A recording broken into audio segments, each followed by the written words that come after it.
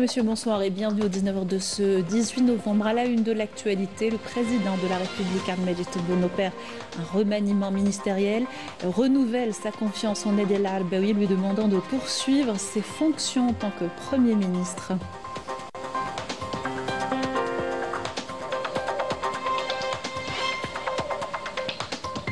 Le président de la République a reçu la sous-secrétaire d'État américaine à la sécurité civile, la démocratie et aux droits de l'homme et la sous-secrétaire d'État américaine pour les affaires du Proche-Orient.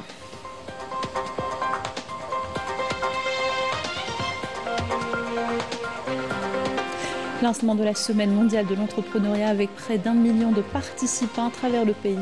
Le chef de l'État instaure un concours des meilleures start-up et incite les jeunes à saisir les opportunités. C'était lors d'un message lu pendant la cérémonie d'ouverture.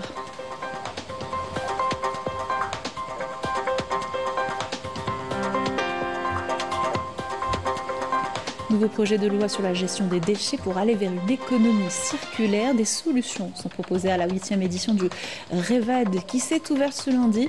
Et un dossier environnement, nous irons également au Mans Ledbourg. La zone naturelle bénéficie d'une opération de sauvetage, plutôt de sauvegarde, pardon.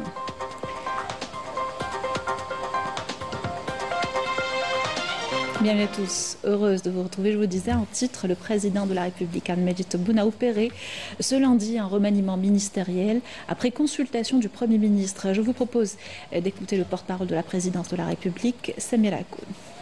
Bismillah ar-Rahman ar-Rahim, wa salatu wa salam ala rasulillah, sayyidat wa sada, السلام عليكم ورحمة الله تعالى وبركاته. إذن وكما تابعتم فقد استقبل اليوم رئيس الجمهورية السيد عبد المجيد تبون، استقبل الوزير الأول السيد محمد نذير العرباوي الذي قدم له استقالة الحكومة التي قبلها، وجدد فيه السيد الرئيس الثقة وأمره بمواصلة مهامه.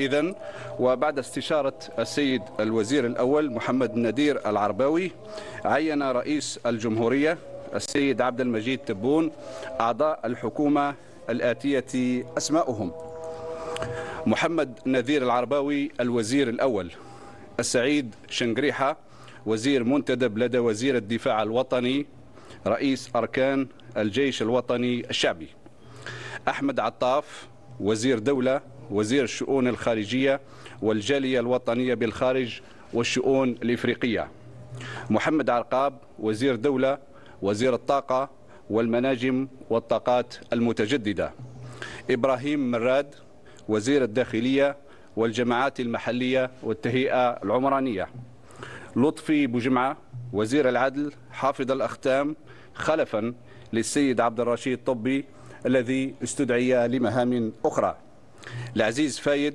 وزير المالية، العيد ربيقة وزير المجاهدين وذوي الحقوق، يوسف بالمهدي وزير الشؤون الدينية والأوقاف، كمال بداري وزير التعليم العالي والبحث العلمي، محمد صغير سعداوي وزير التربية الوطنية، ياسين المهدي وليد وزير التكوين والتعليم المهنيين، زهير بللو وزير الثقافة والفنون، مصطفى حيداوي وزير الشباب مكلف بالمجلس الأعلى للشباب، وليد صادي وزير الرياضة، سيد علي زروقي وزير البريد والمواصلات السلكية واللاسلكية، سوريا مولوجي وزيرة التضامن الوطني والأسرة وقضايا المرأة، سيفي غريب وزير الصناعة، يوسف شرفة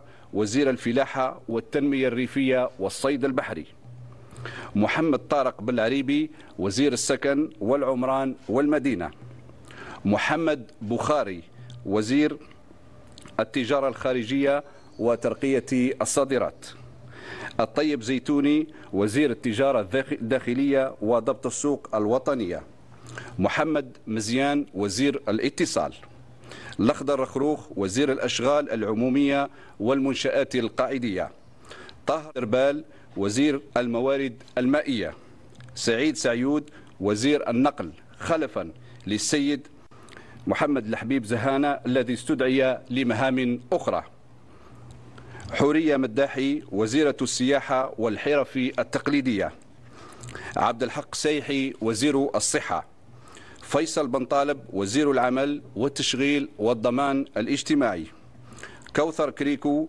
وزيرة العلاقات مع البرلمان، نجية جلالي وزيرة البيئة وجودة الحياة، نور الدين وضاح وزير الاقتصاد المعرفة والمؤسسات الناشئة والمؤسسات المصغرة، فؤاد حاجي وزير منتدب لدى وزير الصناعة مكلف بالإنتاج الصيدلاني، سفيان شايب كاتب دولة لدى وزير الشؤون الخارجية مكلف بالجالية الوطنية بالخارج، سلمى بخت منصوري كاتبة دولة لدى وزير الشؤون الخارجية مكلفة بالشؤون الإفريقية، كريمة طافر كاتبة دولة لدى وزير الطاقة مكلفة بالمناجم، نور الدين يسع كاتب دولة لدى وزير الطاقة مكلف بالطاقات المتجددة، وأخيرا يحيى بخاري أمين عام للحكومة. شكرا جزيلا لكم، نلتقي في مناسبات قادمة بإذن الله. Voilà, donc comme vous venez de le suivre, le président de la République a nommé par décret présidentiel le nouveau gouvernement. En voici la liste exhaustive. Mohamed Nadel Al-Arbaoui, Premier ministre. Saïd Chingliha, ministre délégué auprès du ministre de la Défense nationale, chef d'état-major de l'armée nationale populaire. Ahmed Attaf, ministre d'État, ministre des Affaires étrangères, de la communauté nationale à l'étranger et des Affaires africaine. Mohamed Arqab, ministre d'État, ministre de l'énergie, des mines et des énergies renouvelables. Ibrahim Rad, ministre de l'Intérieur, des collectivités locales et de l'aménagement du territoire. Lotfi Boudimara, ministre de la Justice, garde des Sceaux. L'Aziz Faïd, ministre des Finances. Laïd Rbiga, ministre des Moudjahidines et des ayants droit. Youssef Ben Mahdi, ministre des Affaires religieuses et des Waqf.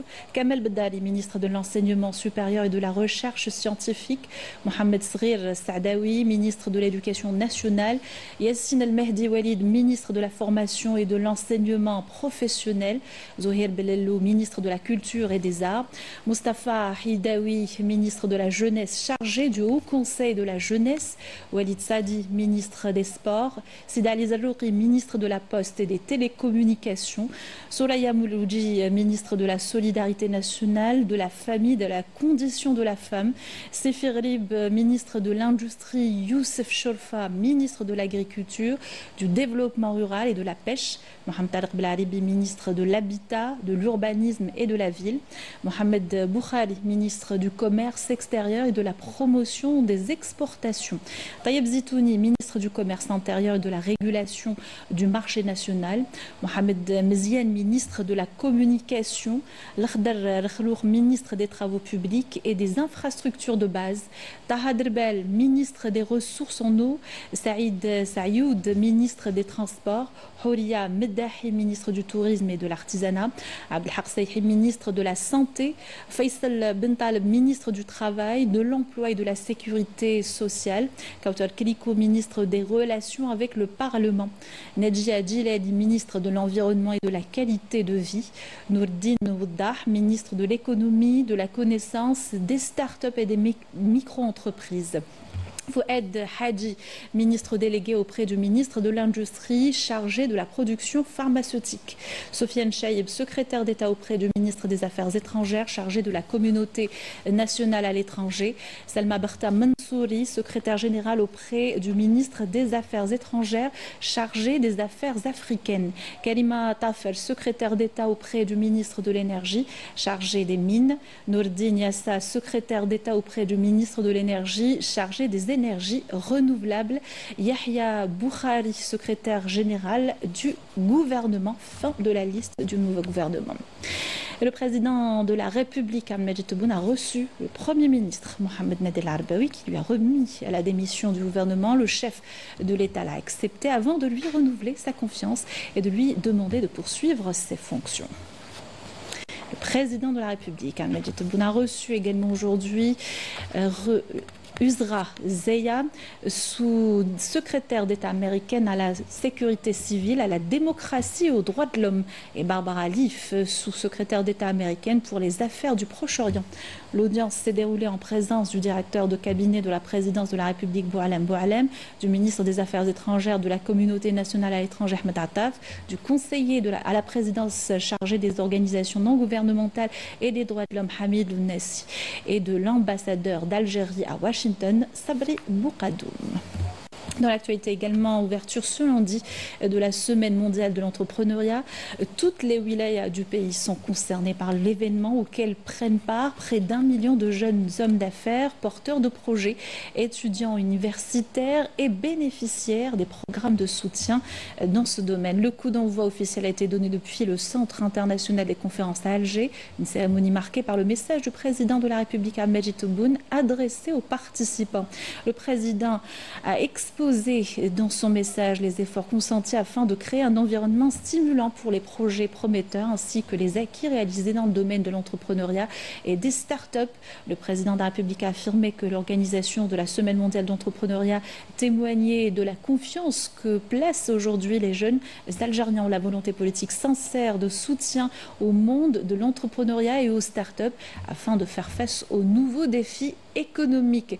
Le chef de l'État a également prédit un avenir prometteur pour l'entrepreneuriat libre, un modèle de plus en plus répandu grâce aux différents mécanismes de soutien et d'accompagnement mis en place. Et à l'occasion, le président de la République a annoncé l'organisation d'un concours national des meilleures start-up pour honorer les réalisations des jeunes dans l'Algérie nouvelle. Et une exposition de projets prometteurs a été organisée en marge de l'événement. Une quinzaine de porteurs de projets ont présenté leurs idées innovantes.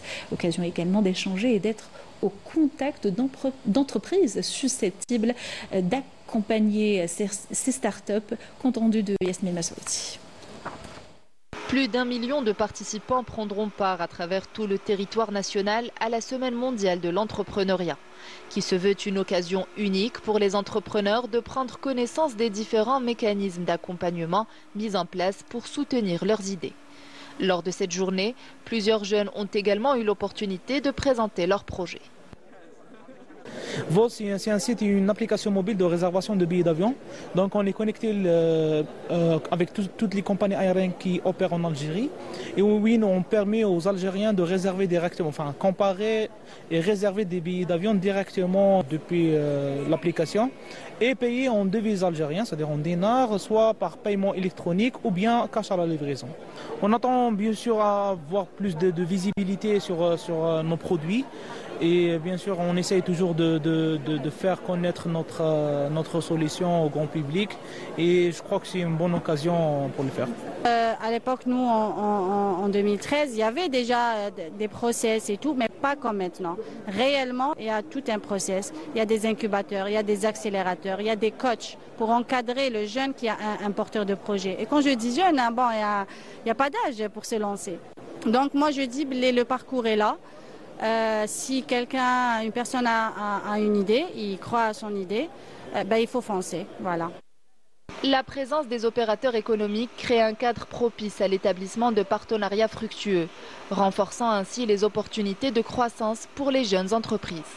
Nous sommes en train de réfléchir à la maturation d'outils qui permettent de faire des appels à candidature, des appels à projets, devant permettre à ces jeunes porteurs de projets et même des jeunes ayant cette capacité évoluée de présenter leur projet, afin qu'ils puissent insérer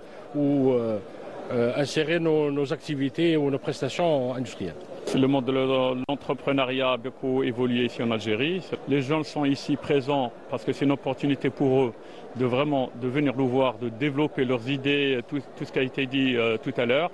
Et nous sommes prêts à accueillir bien sûr tous les jeunes et les encourager dans leurs futurs projets. La Semaine mondiale de l'entrepreneuriat constitue un trait d'union entre start-up, investisseurs et institutions, consolidant les bases d'un entrepreneuriat dynamique et durable qui vise à faire des start-up un levier majeur de l'économie nationale.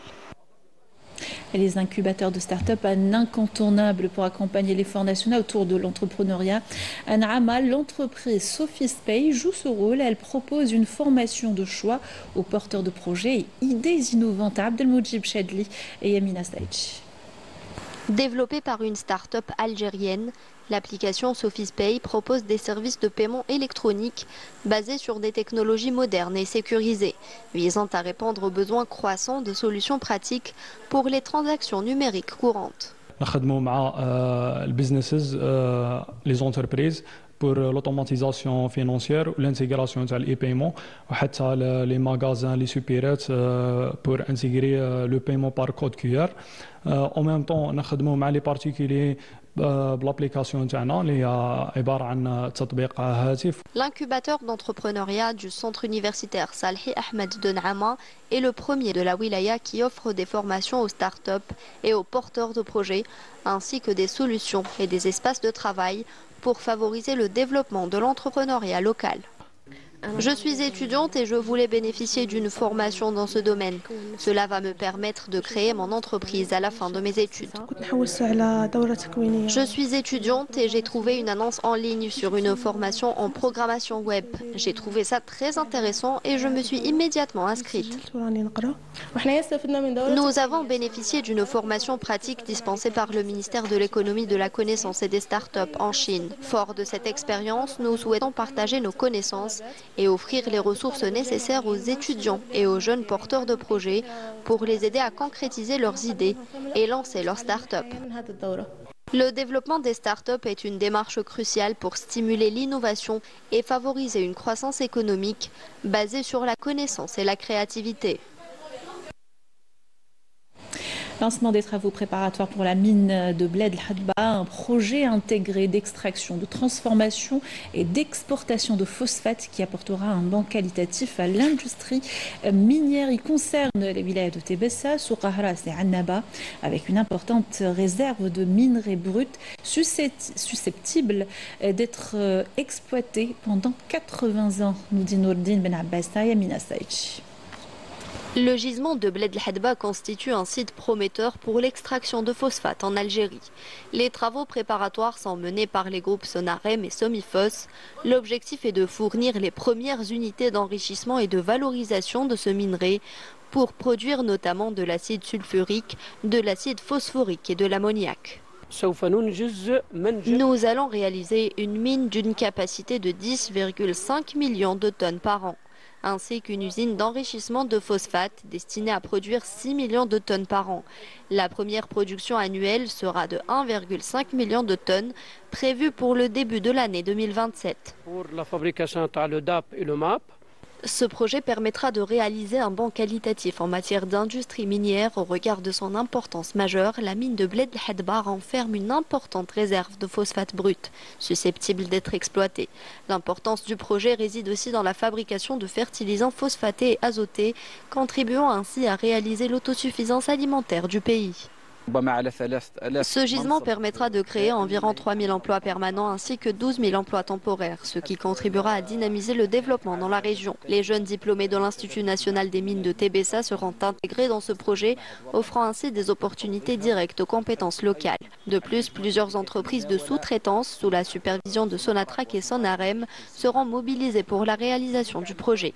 Il faut savoir que ce projet concerne aussi 3 wilayas, la wilaya de Tébessa à partir de la mine de Bled El Hadba, Soukahras à travers le projet de Oued Kebrit et Annaba à travers le projet du port minier. De plus, la fabrication de fertilisants phosphatés et azotés permettra aux agriculteurs locaux d'accéder à des fertilisants à des prix abordables, réduisant ainsi le coût de production des produits agricoles.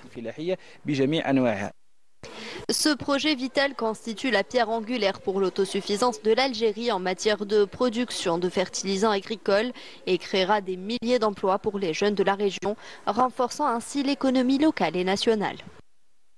Nous saluons les efforts du président de la République pour cette initiative importante. Le lancement du projet de Bled El Hadba est le fruit de grands efforts. Ce projet aura un impact positif tant sur les habitants de Bir El Atr que pour la région dans son ensemble.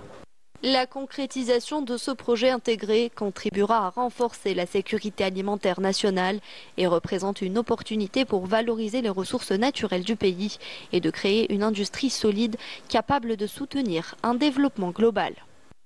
Présentation ce lundi devant les députés du nouveau projet de loi relatif à la gestion des déchets. L'un des objectifs du texte de loi, aller vers l'économie circulaire, et des solutions sont proposées au Salon international de la récupération et de la valorisation des déchets. La 8e édition du REVAD s'est ouverte ce lundi au Palais des Expositions SAFEX avec la participation de nombreux acteurs du domaine. Compte rendu de Naïma Louali. Entreprises publiques et privées, collectivités, clubs et autres associations participent à la 8e édition du Salon international de la récupération et de la valorisation des déchets. Organisé sous le slogan « La numérisation de la gestion des déchets, un mécanisme efficace pour renforcer l'économie circulaire », ce rendez-vous regroupe près de 80 participants dans l'Égypte et l'Angola. La société est une société algérienne, mais qui collabore avec des experts égyptiens, et on exerce dans le domaine du recyclage des catalyseurs usagés. Donc les catalyseurs, ou bien le catalyse, qu'on appelle le catalyse, c'est un déchet dangereux spécial qui est généré par les raffineries de pétrole ainsi que les sociétés productrices des engrais. À travers ce salon, nous avons l'occasion de rencontrer nos partenaires, les parties prenantes, et de présenter aussi les solutions, les nouvelles solutions que nous mettons sur le marché en matière de développement durable, donc en matière de recyclage et de valorisation, tels que le plastique, le bois et la valorisation des papiers et cartons, ou dans le domaine du traitement des déchets dangereux, tels que le traitement des déchets hospitaliers, le traitement des déchets pharmaceutiques et des produits chimiques et des déchets pétroliers. L'objectif principal de ce salon, c'est la valorisation optimale des déchets, car une fois recyclés, ceux-ci peuvent engranger près de 200 milliards de dinars de bénéfices annuels. Notre spécialité, on fait la récupération, la transformation et aussi la commercialisation des déchets ferreux, non ferreux, aussi les déchets spéciaux dangereux. L'objectif de ce salon, il s'inscrit dans la continuité donc, des différents salons qui ont déjà eu lieu. Et bien sûr, cette fois-ci, avec un cachet dédié à la valorisation des déchets comme matière première de deuxième catégorie valorisable. Outre les échanges entre professionnels, ce salon qui se poursuivra jusqu'à jeudi prochain vise à sensibiliser le large public aux enjeux cruciaux du recyclage. Environnement toujours avec cette opération de sauvegarde du Mont Ledour, conduite et supervisée par le Centre de recherche et de biodiversité de Annaba. Et les chercheurs font des études à même de préserver et protéger cette zone qui s'étend à Skikda et qui est dotée d'une grande richesse naturelle. Reportage de Smaïl Belkaitia. Le Centre de recherche en environnement d'Annaba œuvre pour la protection du parc national de Lidour, véritable poumon de la région. Le parc naturel est une première en Algérie et il s'agit aussi donc d'un parc naturel non seulement terrestre mais aussi marin et aussi donc il comprend également une zone humide, donc celle de Fezara. Donc pour la première fois en Algérie on classe non seulement l'air terrestre mais aussi l'air marin et bien sûr celui des zones humides. Long de 80 km, le littoral Annabi renferme d'énormes richesses animalières. Vous avez des herbiers à Posidonie, vous avez des grottes et vous avez un caractère d'endémisme. Il y a plusieurs espèces. Vous avez notamment des espèces qui font sujet à une protection à l'échelle internationale, notamment vous avez le mérou. Vous avez des herbiers à Posidonie qui est considéré comme le poumon de la Méditerranée. Et ces herbiers sont considérés comme en fait une zone de protection et de reproduction pour maintes espèces de poissons. Annaba, c'est également 11 zones humides en milieu urbain, souvent menacées par le bâti. Le marais de Bousdra, c'est un site qui est limité en superficie, mais qui est très important sur le plan biodiversité et surtout, principalement, sur le plan biodiversité de l'avifaune aquatique, les oiseaux aquatiques. Il contient 42 espèces d'oiseaux aquatiques. Parmi les 42 espèces d'oiseaux aquatiques, il contient 5 espèces importantes selon le classement de la liste rouge, l'UICN. Malheureusement, ce site il souffre d'une agression énorme, d'une pression énorme. À titre d'exemple, c'est le remblaiement, les bidonvilles, une zone industrielle. Et il a perdu près environ 50% de sa superficie initiale. La préservation de l'environnement est impérative pour la survie de la nature. À l'étranger, dans une tentative de briser l'isolement dont sont victimes les militants sahraouis, une série de visites a été organisée par d'autres militants dans les territoires occupés. Parmi les zones concernées, la ville de Boujdour occupée, comme vous voyez sur ces images, un geste symbolique pour dénoncer les violations flagrantes des droits des Sahraouis et leur liberté confisquée par l'occupant marocain. Il est question également de renforcer la coordination et la communication entre les militants. On l'écoute. نحن كذلك سعداء أن نتواجد اليوم في مدينة بوجدور المحتلة. Nous sommes honorés de nous réunir aujourd'hui dans la ville occupée de Boujdour avec tous nos compagnons de lutte pour réactiver les mécanismes de la coordination nationale entre les cadres sahraouis au sein des territoires occupés et qui vise à unir les efforts des militants sahraouis et à intensifier la communication entre eux, à l'intérieur et à l'extérieur de la ville occupée, tout cela en vue du développement et de l'organisation de la lutte, à combler les lacunes et à faire face au plan perfide et expansionniste mené par l'occupant marocain. Et ce à travers notre lutte pacifique que nous mènerons conjointement avec le Front populaire de Sari al-Hamra jusqu'à la réalisation de tous les objectifs de notre peuple sahraoui.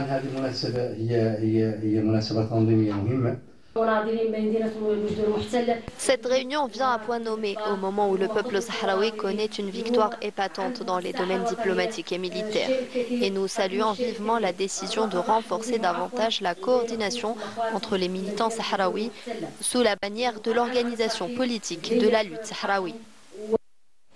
Et le Marzen réprime également le peuple marocain qui se lève régulièrement pour dénoncer les injustices et les disparités sociales. Alors que le chômage et la précarité rongent la société marocaine, des milliers de familles sont menacées d'expulsion de leur logement. Certaines ont déjà été expulsées par le régime du Marzen. Yasmine Masroudi. Alors que l'hiver approche, le régime du Marzen poursuit l'expulsion forcée de ses citoyens, les privant de leurs biens immobiliers sans aucune compensation ni solution de relogement. Après les difficultés rencontrées par les habitants de l'ancienne Médina de Casablanca, toujours sans réponse concrète, c'est maintenant d'autres villes et villages qui subissent des démolitions imposées par la force et la menace. Nous sommes sur nos terres avec tous les documents qui prouvent notre droit de propriété. Et pourtant, ils veulent démolir nos maisons. Cela fait 3 ou 4 jours que la menace plane et aujourd'hui, c'est à notre tour d'être visés. Ma famille et moi n'avons nulle part où aller. C'est une décision injuste. Cela fait des années que nous vivons ici avec des moyens modestes et aujourd'hui nous risquons d'être expulsés et nous retrouver à la rue. Nous ne voulons pas passer d'autres années dans la précarité ni d'être contraints de nous endetter auprès des banques.